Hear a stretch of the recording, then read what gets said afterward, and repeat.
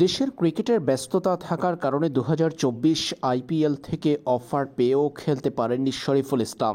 তবে তার সামনে এবার সুযোগ আসছে ২০২৫ সালের আইপিএলের মেগা নিলাম থেকে দল পাওয়ার। পারফরম্যান্সের ধারা অব্যাহত রেখে আন্তর্জাতিক ক্রিকেটের পাশাপাশি ফ্র্যাঞ্চাইজি ক্রিকেটেও নিজের প্রতিভার জানান দিচ্ছেন শরীফুল ইসলাম।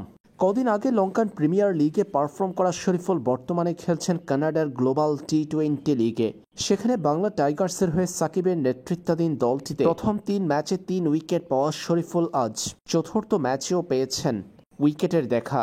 কানাডার গ্লোবাল টি-20 লিগে প্রথমবারের মতো খেলতে গিয়ে আজ ক্যারিয়ার সেরা বোলিং করেছেন শরীফুল। ৪ ওভার বোলিং করে ১১ রান দিয়ে ৩ উইকেট পেয়েছেন তিনি। মার্কুটো টি-20 ক্রিকেটে শরীফুল যেন এক গোলকধাঁধার নাম। টাইগার বাঁহাতি এই পেসারকে বুঝে ওঠার আগেই উইকেট হারাচ্ছে প্রতিপক্ষের ব্যাটাররা। প্রতিপক্ষের ব্যাটারদের সামনে আতঙ্কতে পরিণত হয়েছেন শরীফুল ইসলাম। ৪ ওভার বোলিং করে কেবল ১১ রান দিয়ে এদিন ৩ উইকেট পেয়েছেন শরীফুল, যেখানে তার ইকোনমি রেটটা ছিল ২.৭৫। অসাধারণ এই বোলিং শরীফুলকে নজরে ফেলবে আইপিএলের দলগুলোর, যারা কিনা পাওয়ার প্লেতে এমন কার্যকরী বোলার নেওয়ার জন্য উঠে পড়ে লাগে আইপিএলের নিলামে।